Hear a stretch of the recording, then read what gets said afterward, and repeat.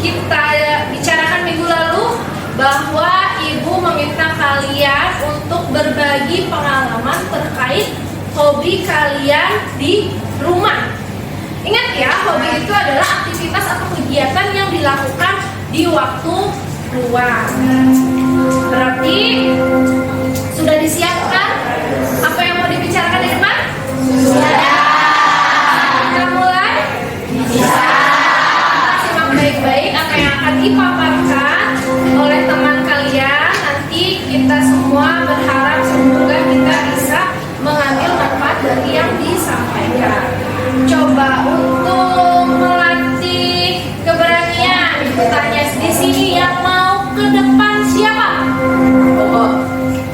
Restu dulu ya, Restu tadi yang pertama, silakan untuk Restu ke depan ya. Kita dengarkan baik-baik apa yang akan Restu bagikan. Terima kasih.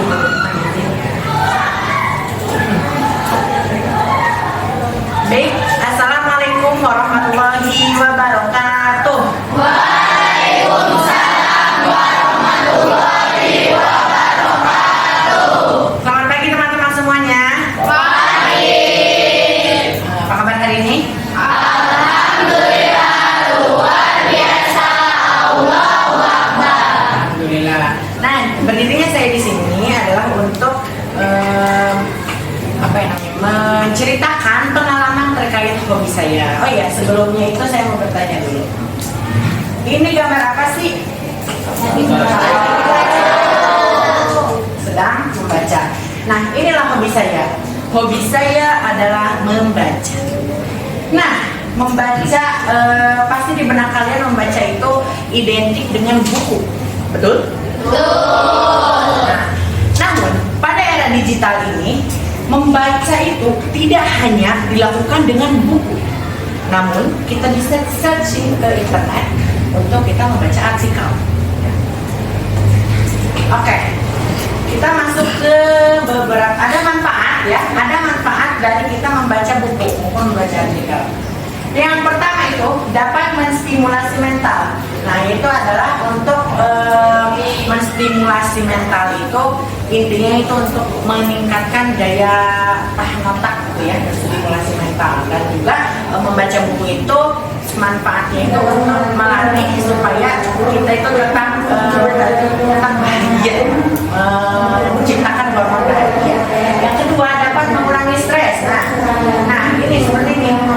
Ketika kita membaca ya, kita dapat menekan perkembangan hormon stres seperti hormon kortisol. Dengan membaca membuat pikiran kita itu lebih santai, lebih tenang, lebih rileks, sehingga hal tersebut dapat membantu menurunkan tingkat stres hingga 67%. Nah, yang ketiga itu sudah pasti dong, sudah tentu ya, kita mendapat wawasan dan pengetahuan ketika kita membaca buku ataupun artikel.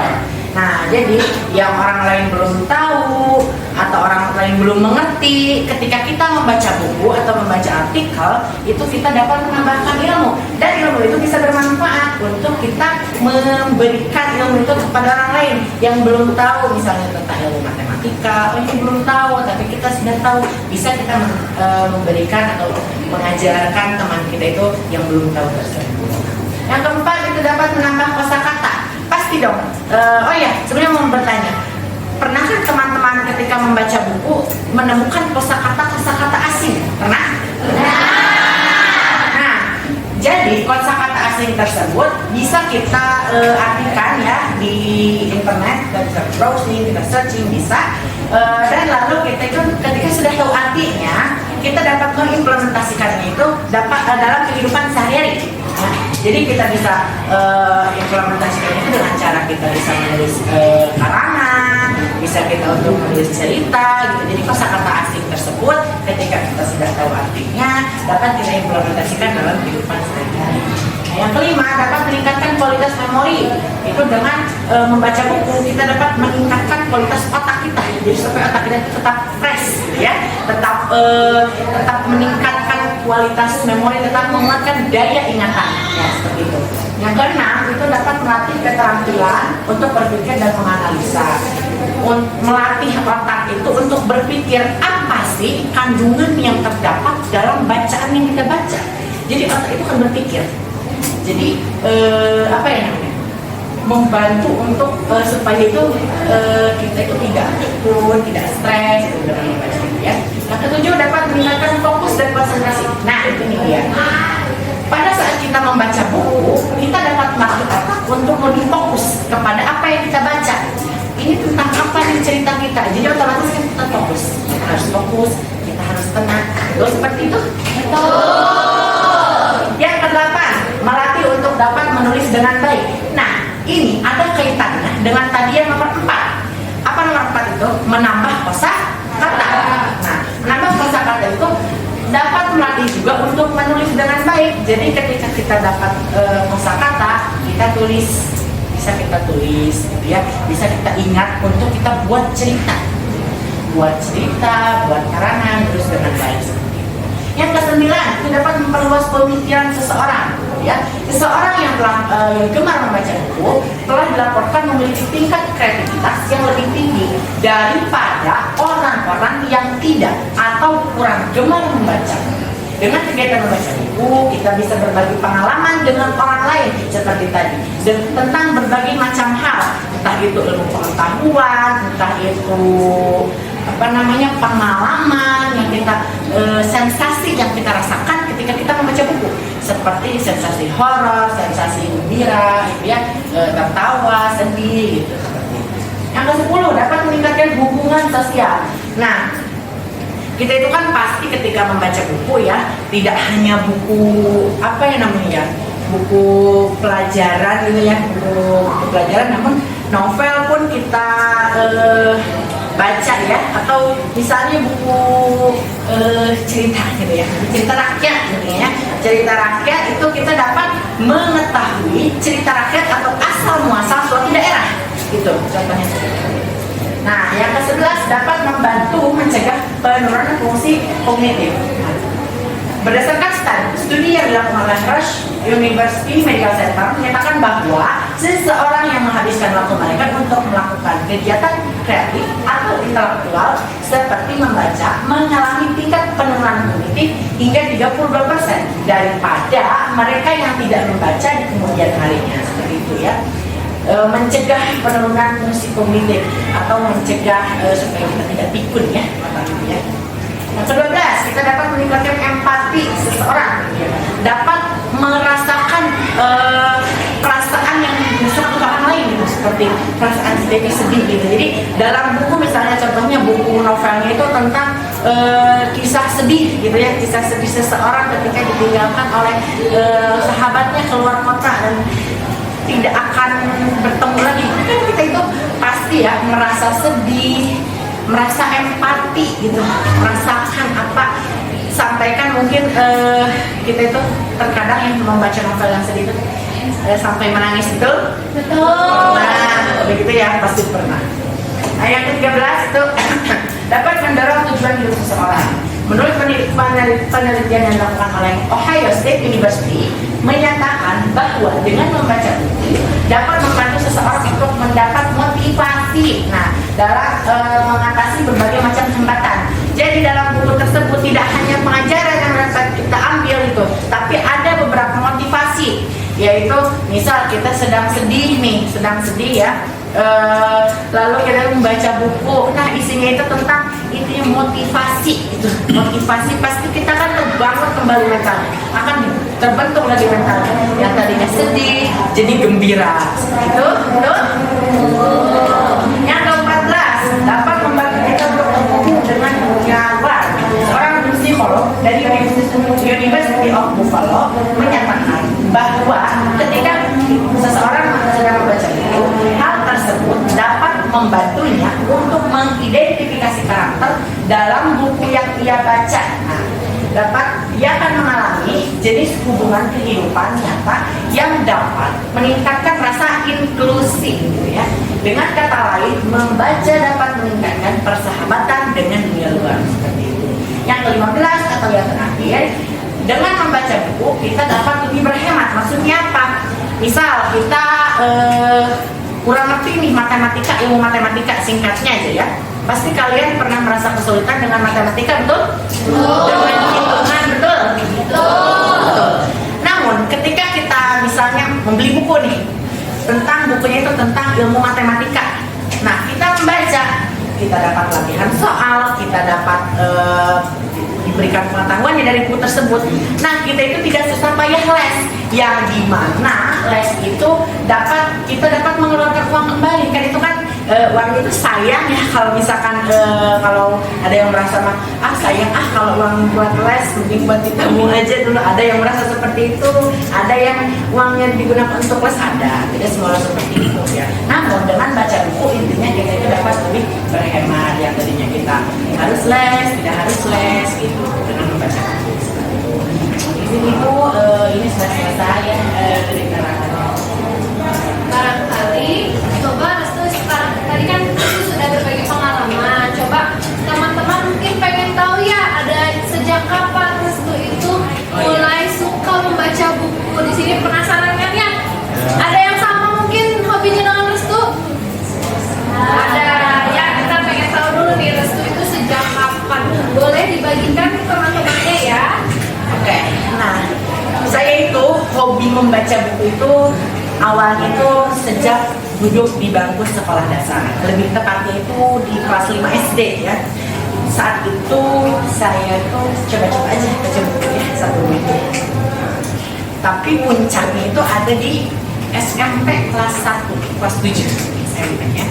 Awal masuk SMP, mama itu ketika saya ulang tahun memberikan kado berupa buku, yang dimana bukunya itu bukan buku pelajaran sih, tapi buku komik.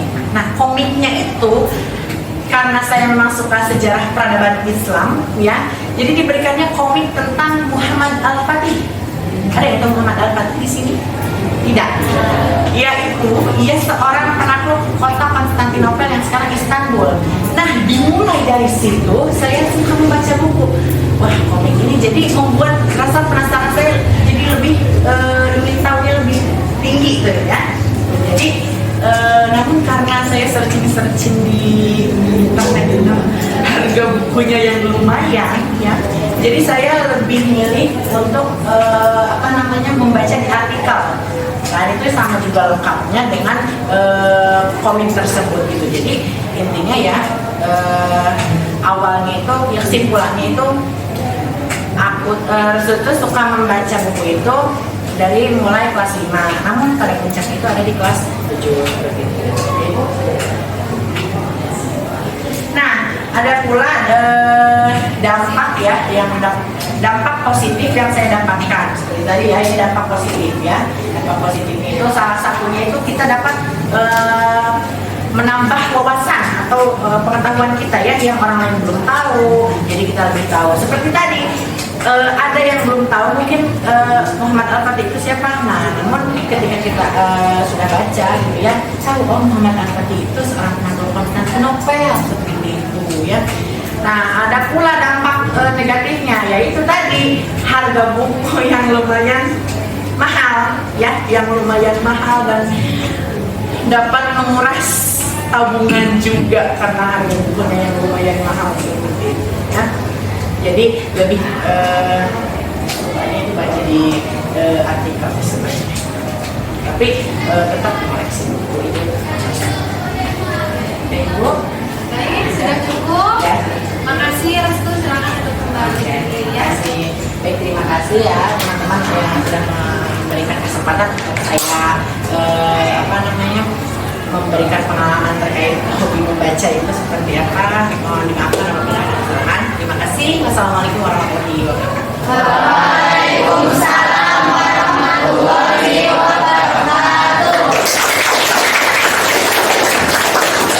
Baik, terima kasih Restu yang sudah berbagi pengalamannya tentang hobi membaca.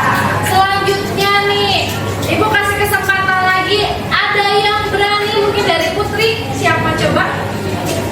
Oke, baik. Sarah, silahkan ke depan ya. Kita dengarkan, siapa tahu mereka berdua punya hobi yang berbeda. Baik, Sarah silahkan.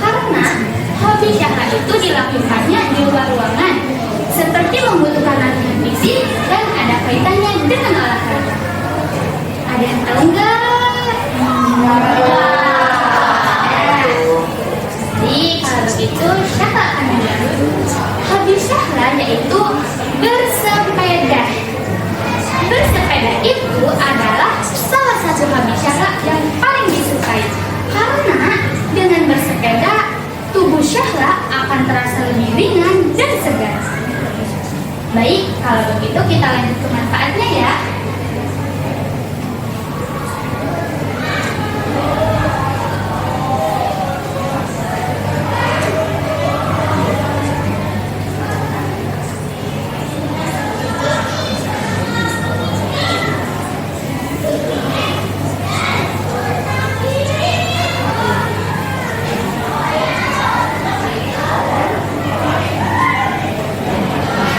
Manfaat bersepeda itu ada berbagai macam-macam. Yang pertama yaitu menurunkan risiko penyakit berbahaya seperti penyakit jantung, stroke, dan diabetes. Yang kedua, untuk mencegah obesitas. Yang ketiga, kesehatan mental terjaga. Dan yang keempat, kehidupan seks lebih baik. Manfaat bersepeda bagi kesehatan wanita selanjutnya adalah mendukung kehidupan seks yang lebih baik. Yang kelima yaitu untuk meredakan gejala menstruasi. Nyeri haid adalah hal yang tidak asing bagi wanita. Yang keenam, keseimbangan dan postur tubuh. Wanita yang hobi bersepeda cenderung memiliki postur tubuh yang lebih baik. Dan yang ketujuh, kekuatan otot kaki.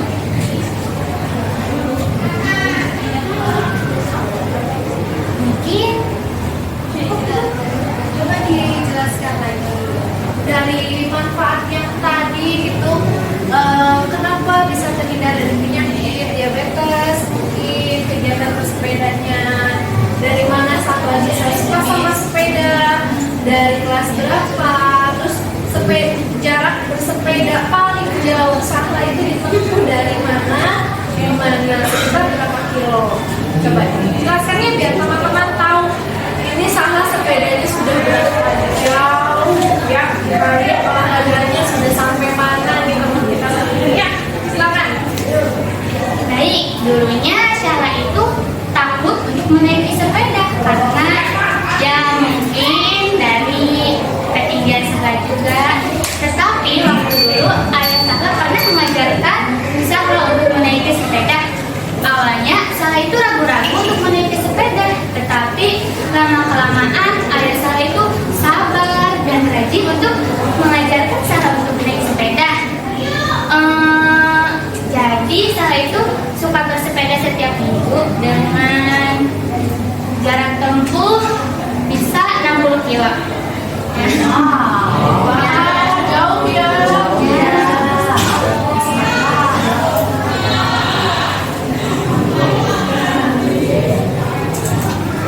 Ya waktu itu pernah sampai menempuh jarak 60 kilo ya, kaki Syahla merasa pegal-pegal, tetapi dengan seiringnya waktu pegal-pegal itu akan terasa hilang. Itu jadi hal negatif dari bersepeda itu bisa menguatkan otot-otot kaki, dan hal negatifnya bisa menyebabkan kaki kram. Nah, mungkin cukup sekian penjelasan dari saya, kurang lebihnya mohon maaf. Wassalamualaikum warahmatullahi wabarakatuh. Waalaikumsalam warahmatullahi wabarakatuh. Baik. Dan tadi ada aktivitas yang di dalam ruangan, mungkin membaca, lalu lanjut ke Sahla bersepeda di luar ruangan. Ibu minta satu orang lagi, coba ya, kita angkat tangannya, siapa yang mau? Coba barangkali dari Putra, dari Putri silakan. Boleh. Yang mau berbagi pengalaman tentang hobinya? Oh, Tania mau? Silakan Tania ke depan, gak usah malu-malu ya. Jangan bisik-bisik, kalau mau ke depan boleh. Silakan Tania ke depan aja ya. Nah, ini ada. Kita dengarkan satu lagi ya. Halo teman-teman. Izin bicara di depan ya. Kira-kira di sini ada yang bisa tebak hobi aku apa? Nggak tahu. Oke, kita langsung searching aja ya.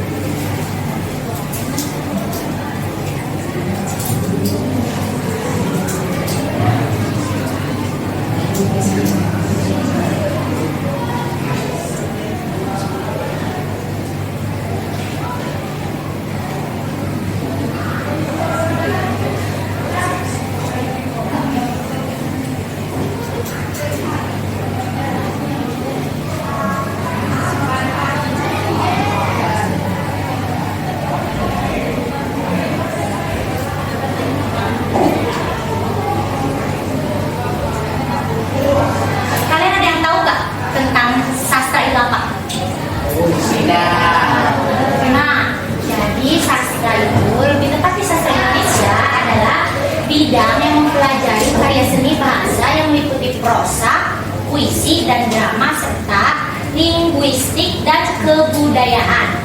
Nah, sebenarnya sih sastra itu lebih tepatnya ke karya Indonesia ya, yang kayak puisi, cerpen, mungkin novel, ataupun bahkan syair kayak lagu-lagu gitu.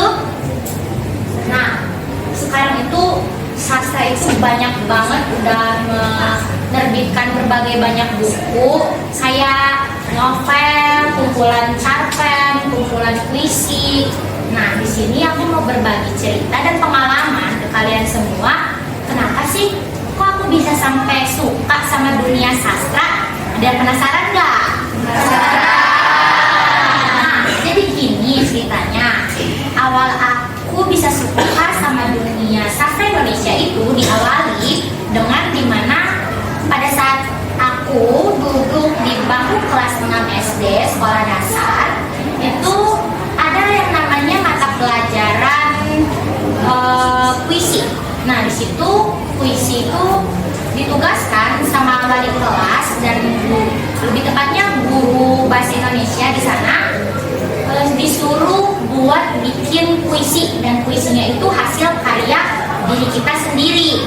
Nah, di situ aku bingung dong, belum punya banyak banget pengalaman gimana cara bikin puisi yang baik dan yang benar dan bagus pada saat nanti dipresentasikan di depan gitu.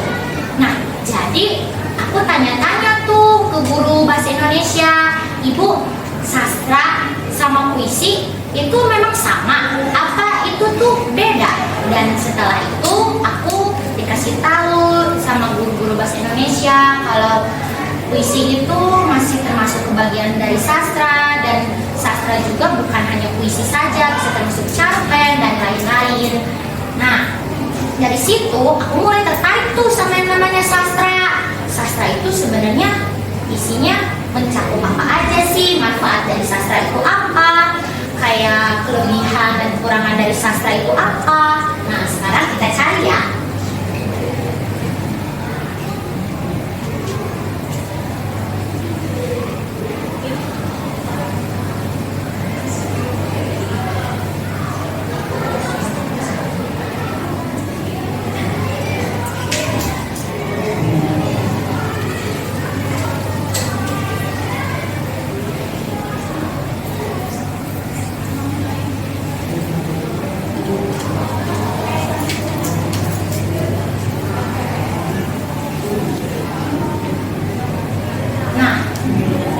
Ngomong-ngomong, ada nggak sih kalian yang suka nulis diary kalau setiap hari? Ada nggak? Menulis diary juga itu termasuk karya sastra loh, dimana kita itu meluapkan, mengekspresikan perasaan kita pada saat itu dan mengekspresikannya dengan menggunakan bahasa kita sendiri. Kayak, ih hari ini dia itu lagi ganteng banget deh, gitu kan. Kalau misalnya kita itu lagi suka sama seseorang, pasti kan kalau misalnya kita lagi suka sama seseorang, rasanya tuh berbunga-bunga gitu, kayak rasanya tuh selalu bahagia. Apalagi cuman melihat siluet tubuh dia juga kayak, oh my god, aku udah seneng banget gitu. Nah, dengan cara kalian menulis diary aja, itu bisa menambah wawasan kalian dan bisa belajar lebih banyak bahasa baru. Nah, menulis karya sastra atau puisi, cerpen, novel bermanfaat untuk kesehatan mental sebagai sarana katarsis atau melepaskan emosi. Nah, kayak tadi menulis karya atau menulis diary harian kalian. Nah, meningkatkan kreativitas. Nah, meningkatkan kreativitasnya itu salah satunya menambah kosakata baru, menambah imajinasi kalian lebih luas dan lebih dalam lagi, dan mengasah kemampuan berbahasa. Jadi berbahasa kalian juga lebih banyak tahu tentang diksi, mungkin tahu tentang bahasa sastra yang mengandung arti lain gitu. Kegiatan ini juga mengasah daya analisis, menambah wawasan pastinya, serta menjadi media menyebarkan gagasan dan nilai kemanusiaan kepada khalayak luas. Kita juga bisa lebih berempati karena kita itu tahu gitu cara membaca sastra tahu tentang keadaan dari karya tersebut, dari lirik tersebut, dari bait tersebut. Nah, cara membaca puisi yang benar itu bagaimana? Nah, berarti kita harus masuk ke dalam cerita tersebut atau ke dalam puisi tersebut untuk menyampaikan dan bisa intonasinya itu pas dan sesuai. Nah, ini juga manfaatnya itu kayak kesehatan mental dan emosional gitu, kayak yang tadi karya diari kalian gitu. Terus sarana ekspresi diri. Pokoknya kalau misalnya kita itu tahu tentang sastra gitu, lebih tepatnya tentang perasaan kalian yang kalian pengen ungkapin, kalian itu bisa lebih bebas buat berekspresi di dalam tulisan kalian gitu. Nah, di semua hal itu pasti ada yang namanya positif sama negatif kan. Nah, dari positifnya itu kita itu bisa lebih tahu tentang perasaan orang lain, bisa lebih berempati kepada orang lain. Terus kita juga tahu cara menulis dan menghasilkan karya dengan kata-kata yang penuh estetika. Terus menyebarkan nilai kemanusiaan ya, tadi berempati, dan kalian juga bisa bebas buat berekspresi di dalam karya kalian itu sendiri. Dan negatifnya, terkadang kalau misalnya kita terlalu berimajinasi, terkadang kita juga suka terlalu berlebihan tentang berimajinasi gitu, kayak kita itu terlalu melebih-lebihkan karya gitu yang tidak sesuai dengan umur kita sendiri, ataupun kayak apa ya, alat tulis kita juga suka ikut habis ya, karena membuat atau menulis karya kita sendiri gitu, karya sastra kita sendiri.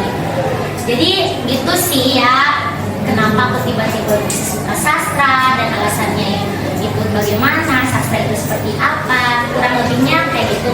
Mungkin dari aku, sekian dari aku. Maaf kalau ada kesalahan kata. Wabillahi taufiq wal hidayah. Assalamualaikum warahmatullahi wabarakatuh. Waalaikumsalam warahmatullahi wabarakatuh.